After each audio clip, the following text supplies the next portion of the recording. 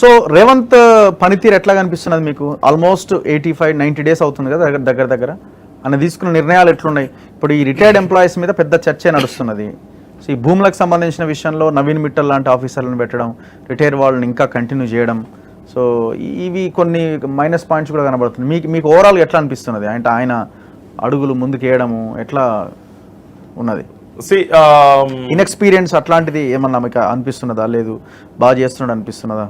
Inexperience అని కాదు, కానీ కొన్ని డిసిషన్స్ జనం లోపల కూడా మహేందర్ రెడ్డిని, సపోజ్ మహేందర్ రెడ్డి ఉన్నాడు అనుకుందాం టీఎస్పీఎస్సీ అని చెప్పి, సో ఒక అవినీతితో కూరుకుపోయినటువంటి ప్రభుత్వంలో ఆయన పింక్ పోలీస్ చేసి పడేసిండు అనేది ఆయన మీద ఒక అభియోగం ఉన్నది. అది అందరూ వాళ్ళు ఆపోజిషన్ లో ఉన్నప్పుడు కూడా మాట్లాడిందే కదా, మనం మాట్లాడిందే కాదు.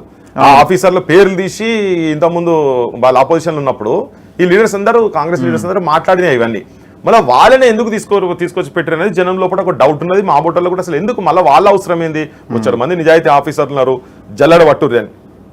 అంటే ఒకరిద్దరు అనేది ఏంటంటే ఇటువంటి టాక్ వాళ్ళ పై వాళ్ళతో, అక్కడ వాళ్ళతో గవర్నమెంట్లో ఉన్న పై వాళ్ళతో మాట్లాడుతుంటే ఉంటారు, జల్ల పడితే దొరకలేరు, అందరినీ మొత్తం అవినీతి పరులను చేసి పడేసింది అనేది ఒకటి ఉన్నది. బట్ స్టిల్ యథా రాజా తదా ప్రజ అన్నట్టు రాజు ఎట్లుంటాడో నువ్వు కిందాక పోయేటోడు అట్లే ఉంటుంది. ఆ టాప్ లో కూర్చున్నోడికి నిజంగా నిబద్ధత కనుక ఉండేది ఉంటే కిందాక పోతుంది. ఇప్పటి వరకు కొన్ని మూవ్స్ అయితే ప్రయత్నం జరుగుతున్నదనే అనిపిస్తుంది. It's too early to comment.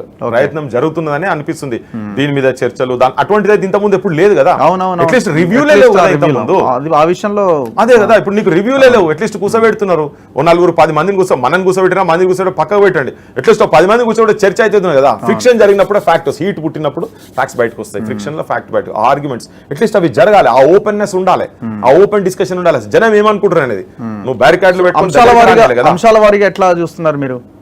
ఇంకా మీరు టీఎస్పీఎస్సీ చైర్మన్ నియామకం ఒకటి, ఇంకా మీకు పాజిటివ్ అనిపించింది, రివ్యూస్ బాగా చేస్తున్నారు అన్నది ఒకటి. ఇప్పుడు రివ్యూస్ ఉన్నది. ఇప్పుడు ఏంటంటే అంతా చదువుతున్నారు. ఇప్పుడు వాళ్ళకు కూడా ఏమైపోయిందంటే, మనకు కూడా టూ అవర్ షాక్ ఏంటంటే, ఒక్కొక్క డిపార్ట్మెంట్ల డేటాలు వస్తుంటే, కరప్షన్ ఇవన్నీ జరిగినవి బయటకు వస్తుంటే ఒక ఆశ్చర్యం కలుగుతున్నది. ఇన్ని రోజుల నుంచి భయంతో కొంత ఉన్నోళ్ళు కూడా బయట పెట్టిన సిచ్యువేషన్ అది. కానీ ఏంటంటే మళ్ళా ఎవరి చేతులలో ఉన్నప్పుడు, ఎవరి ఆఫీసర్ల చేతులలో ఉన్నప్పుడు ఇటువంటి అవినీతి అభియోగాలు గత ప్రభుత్వాల మీద జరిగినాయో ఇప్పుడు అయింది. పెద్ద హోటల్లో, నోవాటెల్ హోటల్లో పెళ్లి చేస్తానో, దావత్ చేస్తానో ఇంత బిల్ అయింది, ఎక్కడికి వెళ్ళి వచ్చింది అని ఉండే. సేమ్ ఆఫీసర్లు మళ్ళీ ఈ గవర్నమెంట్ లో కూడా కనబడే వరకు, సేమ్ ఐఏఎస్ ఆఫీసర్ కనబడే వరకు డౌట్స్ వస్తాయి కదా. సో ఇప్పుడు ఏమైతుంది అంటే నిలకడ మీద కొంచెం బయటపడుతుంది, తెలుస్తుంది.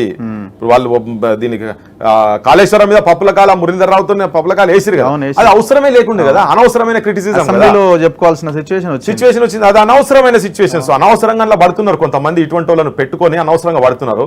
బట్ స్టిల్ ఏంటంటే మనం కొంచెం వెయిట్ చేయాల్సిన అవసరం ఉన్నది. ఇప్పుడే ధనాధను అని మాట్లాడాల్సిన అవసరం కూడా ఏం లేదు. ఈ రివ్యూస్ ఇవన్నీ చేస్తారు కాబట్టి అట్లీస్ట్ వాళ్ళకి అర్థమయ్యి జనానికి ఉపకారం జరిగేటట్టుగా కనుక నిజంగా కనుక చేస్తారు అని నాకైతే ఏంటంటే స్టిల్ అంటే ఇప్పుడే ధన్మని బడగాల్సి మీద పరిస్థితి లేదు. ఇప్పుడు కాళేశ్వరం వీళ్ళు కదా పోయి చేసిన వీళ్ళే దొంగలు కదా, అదేమన్నా అనేది ఉంటే రేపు పొద్దుగల మాట్లాడే రైట్ ఉండేది ఉంటే మన సొంటలకు ఉంటుంది. అది ఎందుకంటే మనం మొదటి నుంచి మొత్తుకుంటున్నాం కాబట్టి, నువ్వే దొంగతనం చేస్తావు, నువ్వే రేపులు చేస్తావు, నువ్వే అన్ని చేస్తావు, మళ్ళీ వచ్చి నువ్వే మాట్లాడతావా? అదెట్లా పద్ధతి అవుతుంది? సో అందుకని ఏంటంటే ఇప్పుడు వీళ్ళ మీద కూడా రేపు ప్రభుత్వం మీద కూడా ఒత్తిడి వస్తుంది. ఇప్పుడు చాలా మంది కూడా కామ్ ఊకుంటున్నారు. ఎందుకంటే ఏం చేస్తుందో చూద్దాం, ఈ గవర్నమెంట్ కూడా ఏం చేస్తుందో చూద్దాం అన్నట్టుగా చాలా మంది వెయిట్ చేస్తున్నారు. ఇంకొంత టైం ఇస్తారు. ఇప్పుడు నిరుద్యోగులు కొంతమంది మాట్లాడుతున్నారు, అన్న వేకెన్సీస్ ఇలా పొద్దున మాట్లాడిండ్రు. ఇది MLSC కావచ్చు, తర్వాత ఫిజికల్ ఎడ్యుకేషన్ డిపార్ట్మెంట్లో దాదాపు 1600-1700 పోస్టులు ఉన్నాయి అన్న. చాలా తక్కువ పోస్టులు ఇచ్చిండ్రు, 100నో 110 ఇట్లా ఒక్కొక్కరికి ఒక్కొక్కటి ఉన్నది ఇచ్చిండ్రు. మరి ఇన్ని పోస్టులు ఉన్నాయి, ఎప్పుడు ఇస్తారు, ఏం సంగతి, ఇట్లా అంటే ఒక చర్చ మాత్రం ఉన్నది. ఎందుకంటే ఆ గవర్నమెంట్ దించిందే ఇటువంటి అన్ని రేపు పొద్దుగాల జరుగుతాయని వాళ్ళు ఇస్తారు అనేది ఈ గవర్నమెంట్ వచ్చింది. ఈ గవర్నమెంట్ మీద కూడా జనం అంతా చూస్తున్నారు. ఐ థింక్ ఇప్పుడైతే నేనైతే అనుకుంటున్నా రివ్యూస్ చేసి ఇవన్నీ చేసి దీన్ని గాడిలో పెడతాడు అనేది అయితే నాకైతే ప్రస్తుతానికైతే నమ్మకం ఉంది. గాడిలో పెడతాడు, గాడిలో పడాల్సిన అవసరం ఉంది. జనం కూడా ఎముకొని రివ్యూస్ తో ఇవన్నీ జరుగుతున్నాయి కదా, ఈ డేటా అంతా కూడా వచ్చి. కానీ ఒక్కటేందంటే ఏ డిపార్ట్మెంట్లో ఎక్కడెక్కడ ఎంతెంత అవినీతి జరిగింది, ఎంతెంత వేకెన్సీస్ ఉన్నాయి, ఏ డిపార్ట్మెంట్ పరిస్థితి ఎట్లున్నది, గవర్నమెంట్ ఏ సిచ్యువేషన్ ఉన్నది, ప్రజలు ఎంత అప్పులు ఉన్నారు, ప్రతి ఒక్కటి మొత్తం ఉన్నట్టుగా జనం ముంగట పెట్టాలి. ఆ ప్రయత్నం మాత్రం ఉన్న గవర్నమెంట్ చేస్తున్నా అనుకుంటున్నా. ఇంకా నిజాయితీ ఇంకా చేస్తే ప్రతి దాని వస్తే అట్లీస్ట్ జనానికి అర్థమవుతుంది. చలో ఇంకో 2 నెలలు ఆగుదామా, 3 నెలలు ఆగుదామా అనేది ఒక స్పష్టత వస్తారని